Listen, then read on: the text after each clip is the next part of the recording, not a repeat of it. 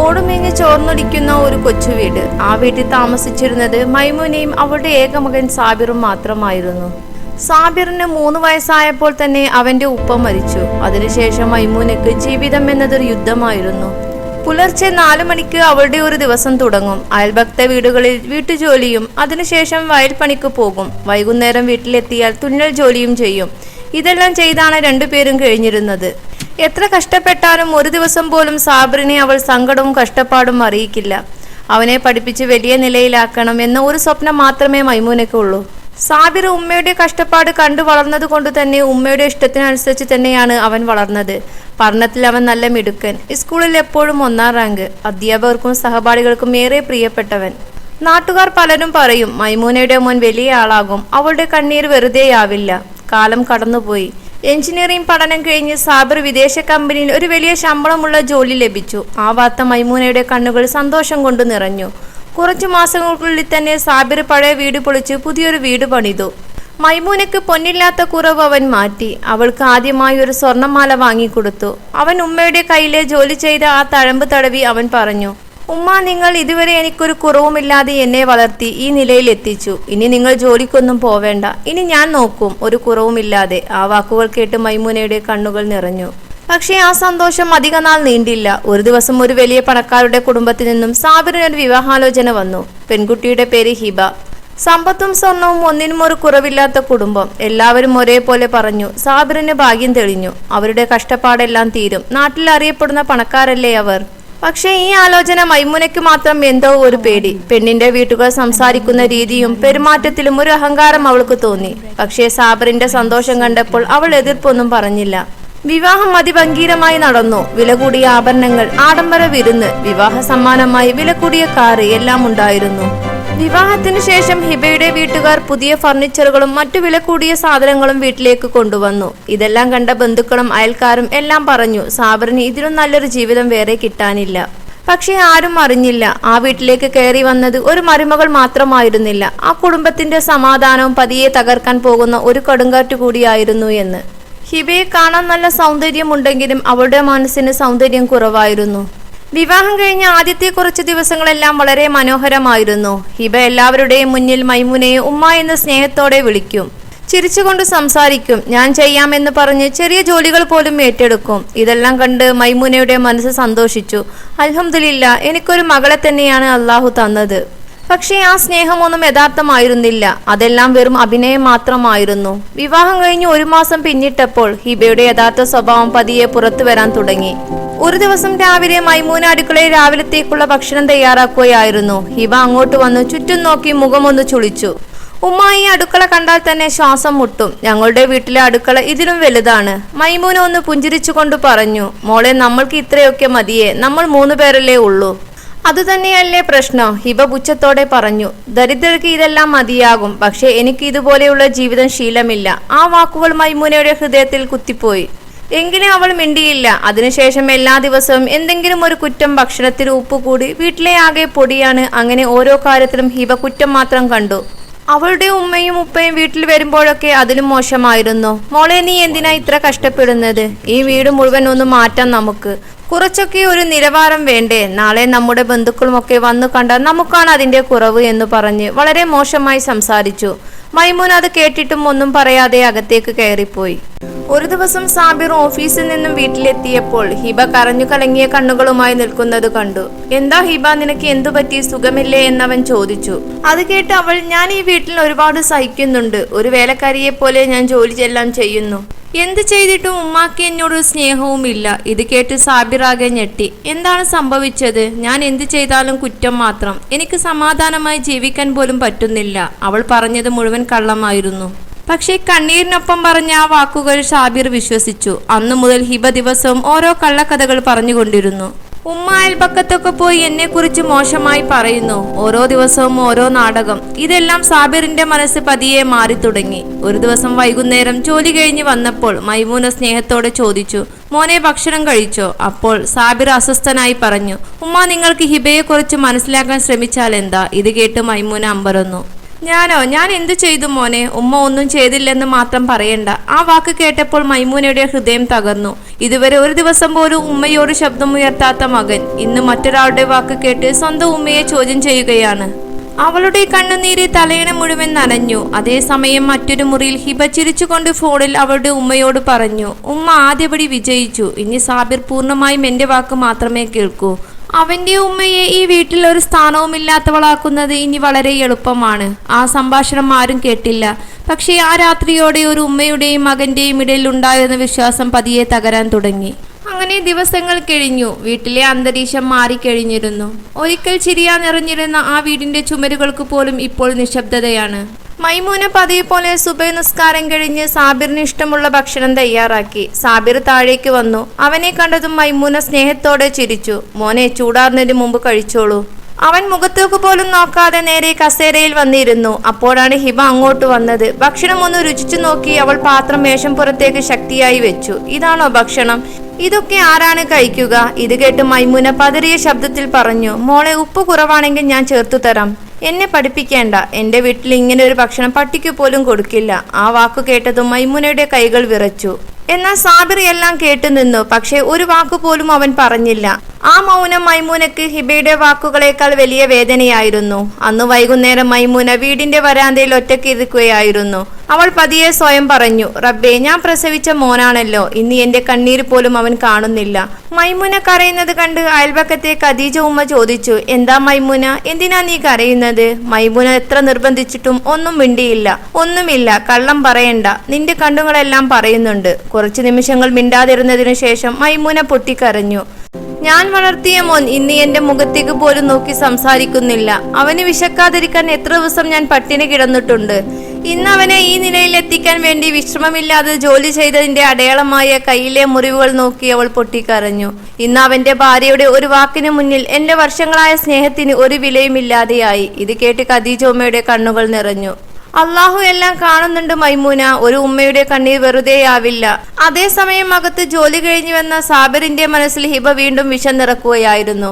ഉമ്മയ്ക്ക് എന്നെ നിങ്ങൾ വിവാഹം കഴിച്ചത് ഇഷ്ടമല്ല. ഇത് കേട്ട് സാബിർ ക്ഷീണത്തോടെ ചോദിച്ചു, ഇനി എന്താണ് ഹിബ ഉണ്ടായത്? ഞാൻ ഇല്ലായിരുന്നെങ്കിൽ നീയും ഉമ്മയും മാത്രം സന്തോഷമായി ജീവിച്ചേനെ എന്നല്ലേ അവർ പറഞ്ഞത്?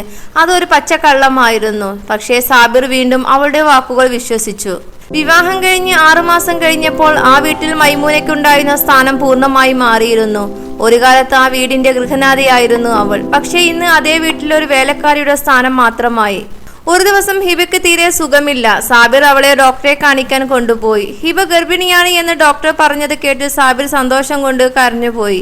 ഉമ്മ മൈമൂന 2 കൈയും ഉയർത്തി അള്ളാഹുവിനെ സ്തുതിച്ചു. പെട്ടെന്ന് തന്നെ മൈമൂന അടുക്കളയിലേക്ക് പോയി പായസം ഉണ്ടാക്കി എല്ലാവർക്കും സന്തോഷത്തോടെ കൊടുത്തു.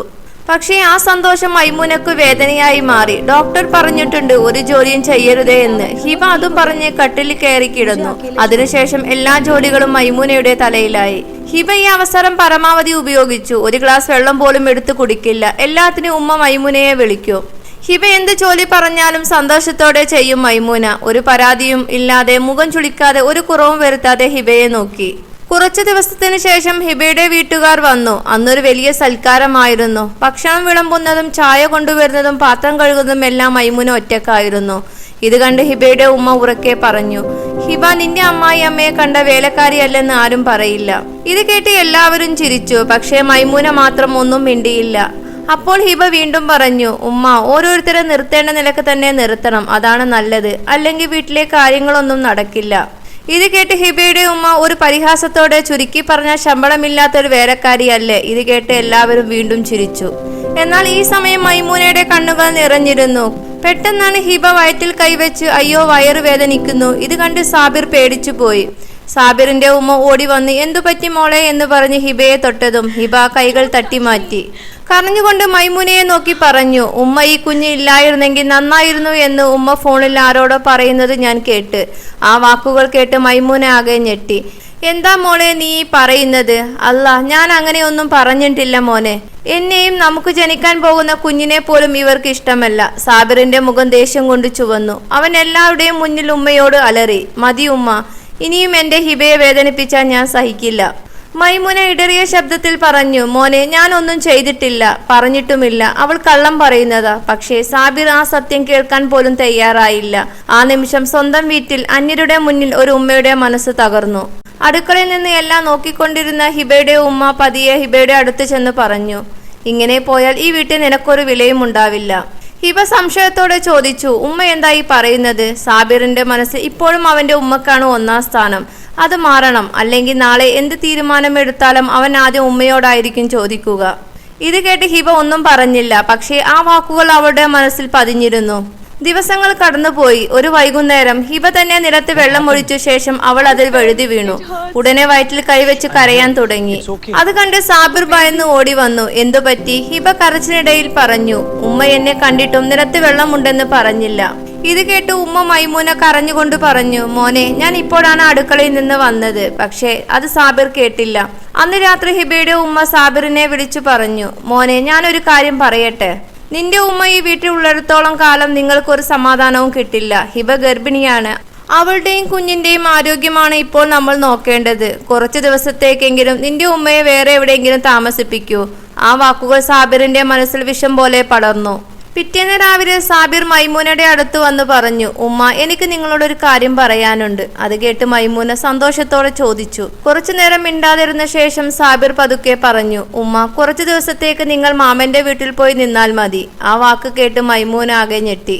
അവൾ ആദ്യമൊന്നും പറഞ്ഞില്ല. കുറച്ചു നിമിഷം അവൾ അവന്റെ മുഖത്തേക്ക് തന്നെ നോക്കി നിന്നു. വിറക്കുന്ന ശബ്ദത്തിൽ അവൾ ചോദിച്ചു, മോനെ, ഞാൻ എന്ത് തെറ്റാണ് ചെയ്തത്? സാബിർ തല താഴ്ത്തി നിന്നു. അവന് ഉമ്മയുടെ കണ്ണുകളിലേക്ക് നോക്കാൻ പോലും കഴിഞ്ഞില്ല. ഹിബ ഉടനെ ഇടയിൽ കയറി. ഇപ്പോഴും ഒന്നും അറിയാത്തതുപോലെ അഭിനയിക്കുകയാണോ ഉമ്മ? ഞാൻ ഈ വീട്ടിൽ വന്ന ദിവസം മുതൽ എനിക്ക് സമാധാനമില്ല. ഇനി എന്നെ കുഞ്ഞിന്റെ ജീവൻ കൂടി അപകടത്തിലാക്കാൻ എനിക്ക് പറ്റില്ല. ആ ഒരു നിമിഷം അത് കേട്ട് മൈമുനയുടെ നെഞ്ചു പിടഞ്ഞു. കണ്ണുനീർ തുടച്ചുകൊണ്ട് അവൾ പതിയെ പറഞ്ഞു, ഞാൻ മനസ്സിലാക്കി മോനെ, ഈ വീട്ടിൽ ഇനി എനിക്കൊരു സ്ഥാനവുമില്ല. അവൾ തന്റെ ചെറിയ മുറിയിലേക്ക് നടന്നു. ഒരു പഴയ ബാഗിൽ തന്റെ വസ്ത്രങ്ങൾ മടക്കി വെച്ചു. മൈമൂന പതുക്കെ പുറത്തേക്ക് നടന്നു. അവളുടെ കാലുകൾ മുന്നോട്ട് നീങ്ങുന്നുണ്ടായിരുന്നു. പക്ഷേ ഹൃദയം ആ വീടിന്റെ പടിവാതിൽ വിട്ടി പോകുന്നുണ്ടായിരുന്നില്ല. ഉമ്മ മൈമൂന നടന്ന് കണ്ണിൽ നിന്ന് മാഞ്ഞതും ഹിബ ദീർഘശ്വാസം വിട്ടു. കുറച്ചു നേരം കഴിഞ്ഞപ്പോൾ അവളുടെ ഉമ്മ നസീമയും വന്നു. അവളുടെ കൈ പിടിച്ച് പതിയെ പറഞ്ഞു, ഇനി ഈ വീട് നിന്റേതാണ് ഹിബ. ആ വാക്കുകൾ കേട്ടതും ഹിബ ചിരിച്ചു. പക്ഷെ ആ ചിരിയുടെ പിന്നിൽ ഒരമ്മയുടെ പ്രാർത്ഥനയുടെ ശക്തി എന്താണെന്ന് അവൾക്ക് എപ്പോഴും അറിയില്ലായിരുന്നു. ഉമ്മ മൈമൂന തന്റെ ആങ്ങള റസാഖിന്റെ വീട്ടിലെത്തി. അവളെ കണ്ടതും സ്നേഹത്തോടെ റസാഖ് അവളെ അകത്തേക്ക് കൂട്ടിക്കൊണ്ടുപോയി. ഇത് നിന്റെ വീടാണ് മൈമൂന. മൈമൂന ഒരു ചെറു പുഞ്ചിരി വരുത്താൻ ശ്രമിച്ചെങ്കിലും പക്ഷേ ആ പുഞ്ചിരിക്ക് പിന്നിൽ ഒളിഞ്ഞിരുന്നത് ഹൃദയം പൊട്ടുന്ന വേദനയായിരുന്നു. ആ വീട്ടിൽ ആരും അവളെ ഒരു ഭാരമായി കണ്ടില്ല. പകൽ സമയത്ത് ജോലി തിരക്കിനിടയിൽ മൈമൂന അവളുടെ വേദന മറച്ചുവെക്കും. പക്ഷേ രാത്രിയാകുമ്പോൾ അവൾ കിടക്കയിൽ കിടന്ന് പൊട്ടിക്കരയും. മാസങ്ങൾ കടന്നുപോയി. മൈമൂന പോയതിനു ശേഷം വീട്ടിലെ എല്ലാം മാറിയിരുന്നു. വീട്ടിൽ ഹിബയുടെ വാക്കായിരുന്നു അവസാന വാക്ക്. പക്ഷേ അള്ളാഹു സത്യം അധിക നാൾ മറച്ചു വെക്കില്ലല്ലോ. ഒരു ദിവസം സാബിർ ഓഫീസിൽ നിന്നും പതിവിലും നേരത്തെ വീട്ടിലെത്തി. വാതിൽ തുറന്നപ്പോൾ അകത്തു നിന്ന് ഹിബയുടെയും അവളുടെ ഉമ്മ നസീമയുടെയും ചിരി കേട്ടു. അവർക്ക് സാബിർ വന്ന കാര്യം അറിയില്ലായിരുന്നു. എന്റെ പ്ലാൻ എങ്ങനെയുണ്ടായിരുന്നു? ഹിബ പറഞ്ഞു ചിരിച്ചുകൊണ്ട്. സാബിർ ഇത്രയും പെട്ടെന്ന് വിശ്വസിക്കുമെന്ന് ഞാൻ പോലും കരുതിയില്ല. പാവം അവന്റെ ഉമ്മ ഒരു തെറ്റും ചെയ്തിട്ടില്ല. ഓരോ ദിവസവും ഓരോ കള്ളം പറഞ്ഞപ്പോൾ അവൻ എല്ലാം വിശ്വസിച്ചു. അത് കേട്ട് ഉമ്മ നസീമ പറഞ്ഞു, അന്ന് നിലത്ത് വെള്ളം ഒഴിച്ചു വീണത് ഓർമ്മയുണ്ടോ? അതായിരുന്നു ഏറ്റവും വലിയ നാടകം. ആ പ്രശ്നം കഴിഞ്ഞപ്പോഴാണ് സാബിർ പൂർണ്ണമായും അവന്റെ ഉമ്മയെ വെറുത്തത്. പിന്നെ ഉമ്മയെ വീട്ടിൽ നിന്ന് പറഞ്ഞേക്കാൻ എളുപ്പമായി. ആ വാക്കുകൾ വാതിലിന്റെ പുറത്തു നിന്ന് സാബിറിന്റെ നെഞ്ച് ഇടിമിന്നൽ പോലെ പതിച്ചു. അവന്റെ കയ്യിലുണ്ടായിരുന്ന ബാഗ് താഴെ വീണു. ശബ്ദം കേട്ട് രണ്ടുപേരും തിരിഞ്ഞു നോക്കി. വാതിൽക്കൽ കണ്ണുകൾ നിറഞ്ഞ് വിറച്ചു നിൽക്കുന്ന സാബിർ. ഒരു നിമിഷം വീട് മുഴുവൻ നിശബ്ദതയായി. സാബിറിനെ കണ്ടതും ഹിബയും അവളുടെ ഉമ്മയും സോഫയിൽ നിന്ന് ചാടി എഴുന്നേറ്റു. ഹിബ പേടിച്ചു വിറച്ചു. കുറച്ചു നിമിഷങ്ങൾക്ക് ശേഷം അവൻ ഹിബയെ നോക്കി. ഇതെല്ലാം സത്യമാണോ? അവൾക്ക് മറുപടി പറയാൻ കഴിഞ്ഞില്ല. തല താഴ്ത്തി നിന്നു അവൾ. ഇതിനിടയിൽ ഹിബയുടെ ഉമ്മ നസീമ ഇടയിൽ കയറി. മോനെ, ഞങ്ങൾ വെറുതെ. അത് കേട്ട് സാബിർ ദേഷ്യത്തോടെ, മിണ്ടരുത്, നിങ്ങൾ ഒരു ഉമ്മയാണോ? സാബിർ ആദ്യമായി അവരോട് ശബ്ദം ഉയർത്തി സംസാരിച്ചു. നിങ്ങൾ ഇത്രയും നാൾ ഒരു വേലക്കാരിയാക്കി. അവസാനം ഞാൻ തന്നെ ഈ വീട്ടിൽ നിന്ന് ഇറക്കി വിട്ടു. അവൻ പൊട്ടിക്കരഞ്ഞു. ഹിബ കരഞ്ഞുകൊണ്ട് അവന്റെ കാലിൽ വീണു. സാബിർ, എന്നോട് ക്ഷമിക്കണം. അന്ന് രാത്രി തന്നെ അവൻ ഉമ്മയുടെ അടുത്തേക്ക് പോകാൻ സാബിർ കാർ വേഗത്തിൽ ഓട്ടി. പക്ഷെ അവൻ അറിയാതെ അവൻ ഓടിപ്പോകുന്ന സമയം തോൽപ്പിക്കാൻ കഴിയാത്ത ഒരു യാത്രയിലേക്കായിരുന്നു. അന്ന് വൈകുന്നേരം സാബിറിന്റെ ഉമ്മ മൈമൂന മുറിയിൽ നിന്ന് പുറത്തിറങ്ങിയിട്ടില്ല. 2 ദിവസമായി പനി വിട്ടുമാറിയുന്നില്ല. ശരീരം തീ പോലെ ചൂടായിരുന്നു. ആങ്ങള റസാഖ് ഹോസ്പിറ്റലിലേക്ക് ഒരുപാട് വിളിച്ചു. എന്നാൽ മൈമൂന പോകാൻ തയ്യാറായില്ല. അവൾ പതുക്കെ റസാഖിനോട് പറഞ്ഞു, എനിക്കൊരാഗ്രഹം മാത്രമേ ഉള്ളൂ, എന്റെ സാബിറിനെ ഒന്ന് കാണണം. അതും പറഞ്ഞവൾ പൊട്ടിക്കരഞ്ഞു. റസാഖിനെ അത് കണ്ടു നിൽക്കാൻ കഴിഞ്ഞില്ല. മൈമൂന, ഞാൻ സാബിറിനെ ഒന്ന് വിളിക്കട്ടെ? വേണ്ട, അവൻ സന്തോഷമായി ഇരിക്കട്ടെ. അവൻ വരണമെങ്കിൽ അത് അവന്റെ മനസ്സ് പറഞ്ഞിട്ടാകണം. പക്ഷെ എന്റെ മോൻ ഒരു നാൾ സത്യം അറിയണം. അവൻ എന്നെ തേടി വരുന്ന ദിവസം ഞാൻ ഇല്ലെങ്കിൽ അവന്റെ മനസ്സിൽ എന്നോട് വെറുപ്പുണ്ടാകരുത്. എന്നാൽ കാർ ഓടിക്കുമ്പോഴും സാബിറിന്റെ ചെവിയിൽ മുഴങ്ങിക്കൊണ്ടിരിക്കുന്നത് ഹിബയുടെയും അവളുടെ ഉമ്മ നസീമയുടെയും വാക്കുകളായിരുന്നു. ആ വാക്കുകൾ അവന്റെ ഹൃദയം കീറി മുറിക്കുന്നുണ്ടായിരുന്നു. യാത്രയിലുടനീളം മുഴുവൻ അവന്റെ മനസ്സിൽ മൈമൂനയും അവനും ഒരുമിച്ചുള്ള പഴയ ഓരോ ഓർമ്മകൾ മിന്നിമറഞ്ഞു. അതേസമയം മൈമൂനയുടെ ശ്വാസം പതുക്കെ കുറഞ്ഞു വരികയായിരുന്നു. മൈമൂന വളരെ പതുക്കെ കണ്ണു തുറന്നു. അവളുടെ ചുണ്ടുകൾ വിറച്ചു. സാബിർ, അത് മാത്രമായിരുന്നു അവളുടെ അവസാന വാക്ക്. അടുത്ത നിമിഷം ആ കൈകൾ നിശ്ചലമായി. ശ്വാസം നിലച്ചു. റസാഖ് അത് കണ്ടു പൊട്ടിക്കരഞ്ഞു. അല്പസമയത്തിനു ശേഷം ഒരു കാർ റസാഖിന്റെ വീട്ടിന്റെ മുന്നിൽ വന്നു നിന്നു. അതിൽ നിന്ന് സാബിർ ഇറങ്ങി. അവൻ നേരെ വീടിനുള്ളിലേക്ക് ഓടി. പക്ഷേ വീട്ടുമുറ്റത്ത് ഒരുപാട് ആളുകൾ. എല്ലാവരുടെയും മുഖത്തു കണ്ണുനീർ. സാബിറിന്റെ ഹൃദയം ശക്തമായി ഇടിക്കാൻ തുടങ്ങി. അവൻ പതുക്കെ, എന്റെ ഉമ്മ എവിടെയാണ്? ആരും ഒന്നും പറഞ്ഞില്ല. അതിനരികിൽ ബന്ധുക്കൾ ചുറ്റും നിൽക്കുന്നു. ഉമ്മയെ കണ്ടതും സാബിറിന്റെ നിലവിളി ആ വീടാകെ മുഴങ്ങി. അവൻ ഓടിച്ചെന്ന് ഉമ്മയുടെ അരികിൽ മുട്ടുകുത്തി. വിറക്കുന്ന കൈകളാൽ ഉമ്മയുടെ തണുത്ത കൈകൾ പിടിച്ചു. അവൻ കരഞ്ഞുകൊണ്ട് മൈമൂനെ ഒരുപാട് വിളിച്ചു. ഇത് കണ്ട് അവിടെ കൂടി നിന്നവരെല്ലാം കരഞ്ഞുപോയി. റസാഖ് കണ്ണുനീർ തുടച്ചുകൊണ്ട് സാബിറിന്റെ അടുത്തേക്ക് വന്നു. നിന്റെ ഉമ്മ അവസാന നിമിഷം വരെ നിന്റെ പേരാണ് പറഞ്ഞത്. അവൾക്ക് ആരോടും ഒരു പരാതിയുമില്ല. സാബിർ ഉമ്മയുടെ നെഞ്ചിലേക്ക് വീണ് അലറിക്കരഞ്ഞു. ആ ദിവസം ആ വീട്ടിലുണ്ടായിരുന്ന എല്ലാവരും ആ ഒരു സത്യം മനസ്സിലാക്കി. മാതാപിതാക്കളെ ജീവനോടെ ഉള്ളപ്പോൾ അവരെ ചേർത്തു പിടിക്കാൻ കഴിയുന്നത് ഏറ്റവും വലിയ അനുഗ്രഹമാണ്. ആ അനുഗ്രഹം നഷ്ടമായാൽ പിന്നെ ജീവിതകാലം മുഴുവൻ ബാക്കി നിൽക്കുന്നത് പശ്ചാത്താപം മാത്രമാണ്. അവരുടെ വില നമ്മൾ മനസ്സിലാക്കേണ്ടത് അവരെ നഷ്ടപ്പെട്ടതിന് ശേഷമല്ല, അവർ ജീവിച്ചിരിക്കുമ്പോഴാണ്. ഈ സ്റ്റോറി നിങ്ങൾക്ക് ഇഷ്ടമായിട്ടുണ്ടെങ്കിൽ, ഇനി ഇതുപോലത്തെ സ്റ്റോറി നിങ്ങൾക്ക് കാണാൻ ആഗ്രഹമുണ്ടെങ്കിൽ എന്റെ ചാനൽ നിങ്ങൾ സബ്സ്ക്രൈബ് ചെയ്തിട്ടില്ല എങ്കിൽ ഒന്ന് സബ്സ്ക്രൈബ് ചെയ്യുക. തൊട്ടടുത്തുള്ള ബെല്ലൈക്കൺ ഒന്ന് ക്ലിക്ക് ചെയ്യുക.